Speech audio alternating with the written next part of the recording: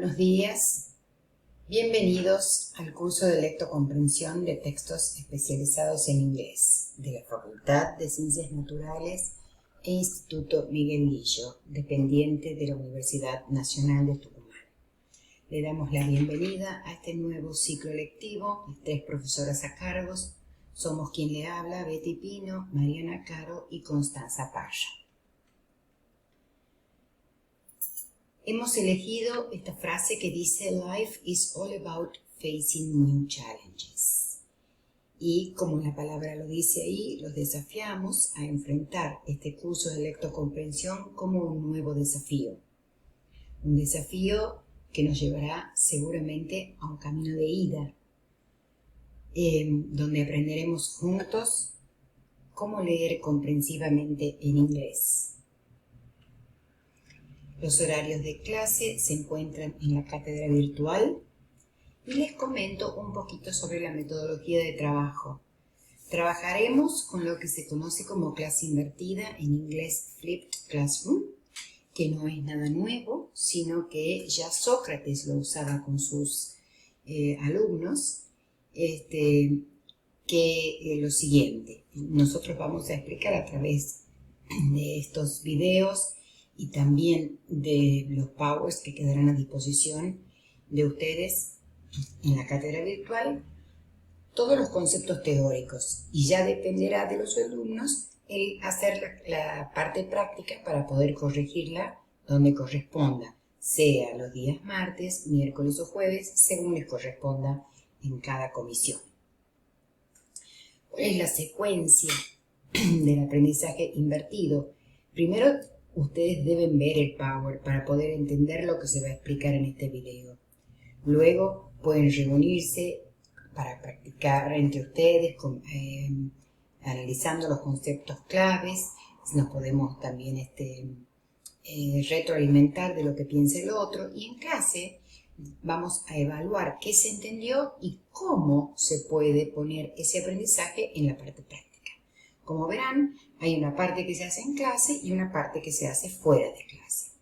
Si nos preguntamos por qué inglés, por qué siempre inglés, por qué en todo inglés, y por eso hemos decidido ponerles la portada de Wikipedia, donde ustedes verán que en inglés hay 5.810.000 artículos y en el idioma que sigue, que es en alemán, hay 2.275.000 artículos. Mientras que en español, solo 1,5 millones. Como podrán ver, todo el conocimiento en la actualidad, en el siglo XXI, se produce en inglés. No sé si todo, pero sí muchísimo. Y es por ello que debemos aprender este idioma. Miren, por ejemplo, esto es una pequeña muestra. Esto es la información que tenemos sobre Romeo y Julieta en la Wikipedia, como podrán apreciar. Les dice que es un drama de Shakespeare, les empieza a contar y les sigue contando y les sigue contando. Fíjense, en cambio, si uno lo mira en español, eso es lo único que tiene la Wikipedia. Es por eso que tenemos que sí o sí aprender inglés. Para ello vamos a hablar de la comprensión lectora. La comprensión lectora son 2 etapas. Primero, el niño aprende a leer y es cuando uno ve que un niño aprende a deletrear. Entonces dice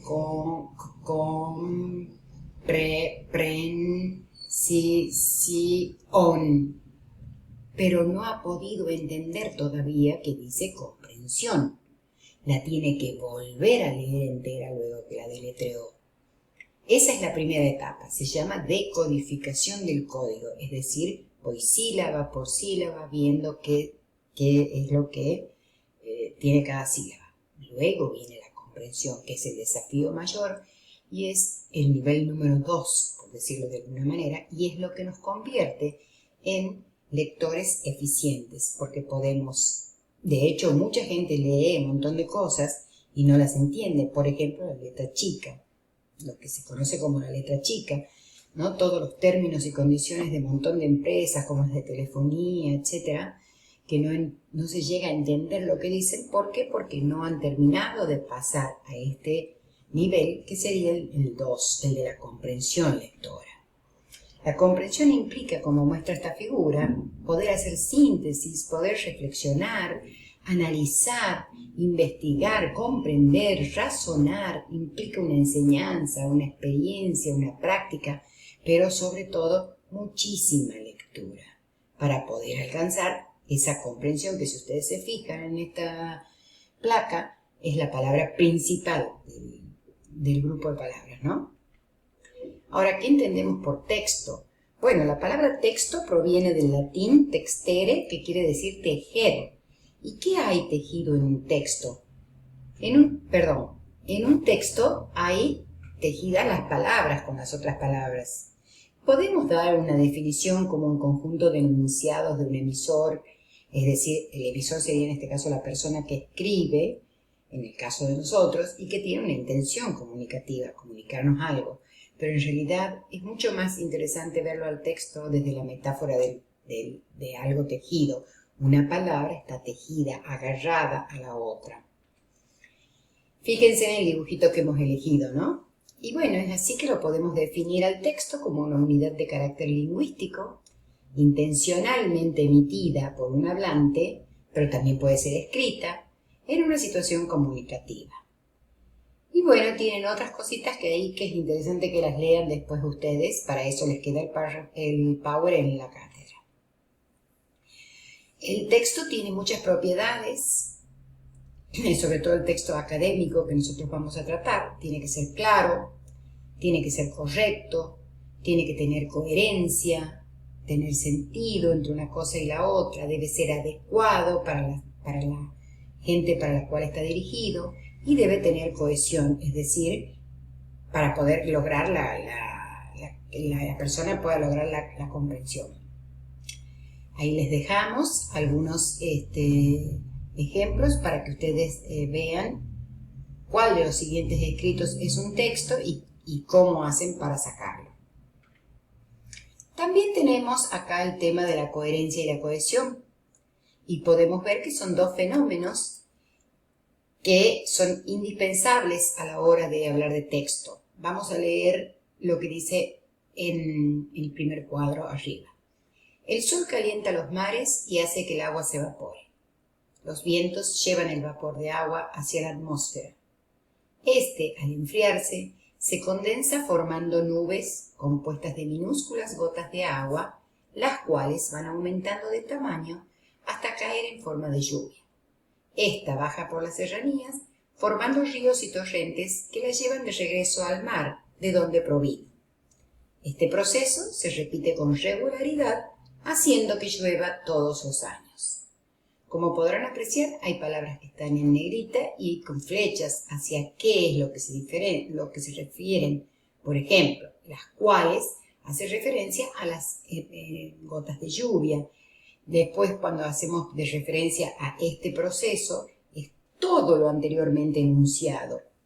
Esto es cuando hablamos nosotros de coherencia y cohesión. Y acá tenemos el texto cuando es coherente, cuando nosotros como receptores, seamos personas que escuchamos o lectores, seamos capaces de darle un sentido y podamos entenderlo de forma comprensiva. Poder sacar la idea central del texto, poder dar cuenta de sus partes, cuál es la introducción, el medio, el desenlace, el propósito del autor, etc. La cohesión, en cambio, es un fenómeno lingüístico más difícil de lograr, que tiene que ver con elementos textuales, como los conectores, la correferencia y la pronominalización, todos conceptos que encadenan una oración con la otra y que iremos desarrollando a lo largo de este curso. ¿Cuáles son las características del texto especializado? Bueno, es un texto sumamente impersonal, el yo no aparece, a pesar de que hay una leve tendencia a que los artículos escritos en los Estados Unidos aparezca la primera persona del singular, el yo, pero caso contrario aparece lo que se conoce como el plural majestático, o en inglés se llama royal we, es decir, por más que sea una sola persona la que está hablando, se habla en plural para parecer un poco más impersonal. Y esa misma impersonalidad es lo que le da su objetividad. Un texto especializado nunca puede incluir elementos subjetivos. Por otro lado, es conciso, preciso, dice justo lo que necesita y nada más. Usa terminología clara, específica del tema que está tratando. Usa mucho la voz pasiva, porque justamente va de la mano la voz pasiva con la impersonalidad. Usa un lenguaje sumamente formal. Hay una alta frecuencia de palabras transparentes y un predominio del estilo nominal. A todas estas características las iremos viendo en forma más detallada a lo largo del desarrollo del curso. Las técnicas de lectura y los procedimientos de traducción. En inglés se habla de dos técnicas de lectura, skimming y scanning. Son muy interesantes si las explicamos en el marco de una metáfora. Skim tiene que ver con hacer una lectura muy veloz, buscando algo en particular. Ejemplo, queremos saber en qué fecha nació Charles Darwin. No vamos a leer todo el texto, simplemente vamos a buscar una fecha. Queremos saber en qué ciudad nació. No vamos a buscar fecha, vamos a buscar directamente una palabra que comience con mayúscula, porque eso va a indicar que es un nombre propio. Ese es lo que se conoce como skimming. En cambio, scanning tiene más que ver con lo que hace el escáner, justamente. Lo que hace que el escáner copia absolutamente todo, el 100%, todo. Bueno, en este caso implica una lectura muy profunda que lee absolutamente todo. Cuando nosotros tenemos que estudiar, por ejemplo, hacemos scanning. Y cuando necesitamos por ahí, qué sé yo, ir al cine, pónganle, ir al cine, entonces voy a internet, busco los horarios del cine y saco el horario. No me fijo en la dirección, por ejemplo, del cine porque ya la conozco. Eso es skimming y scanning. Con respecto a la traducción, es importante marcar tres cosas. La traducción literal no existe. Por lo tanto, nos veremos obligados a adaptar, expandir o reducir. ¿Qué quiere decir? Adaptar es decirlo de la mejor manera posible en castellano. Que suene bien en castellano, no en inglés. Hay que ser fiel con la lengua meta, es a la lengua a la que voy, que en este caso es castellano. Entonces, si es necesario, adapto, lo digo como quede mejor en castellano. Si es necesario, expandiré, es decir, pondré más palabras de las que tengo en inglés, o viceversa, reduciré y sacaré lo que no me haga falta. Pero lo que sí es importante tener en claro es que debemos ser fiel al sentido. Es decir, que yo adapte, expanda o reduzca, siempre tengo que ser fiel a lo que dice el texto. Hay muchas marcas paratextuales, ahí les dejamos para que las lean. Todas estas cosas que figuran en este cuadrito les van a ayudar con la traducción. Acá también tienen la importancia de las fotos, del título, del epígrafe.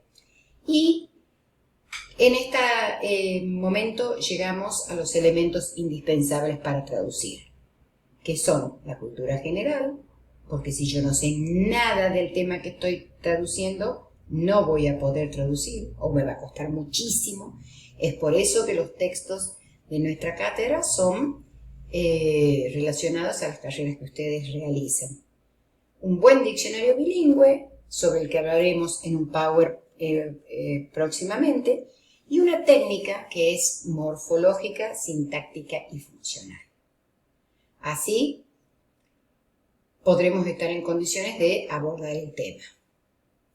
Esto es todo por la primera clase. En la segunda clase retomaremos desde esta diapositiva que contempla la técnica que usaremos para trabajar en clase. Muchas gracias.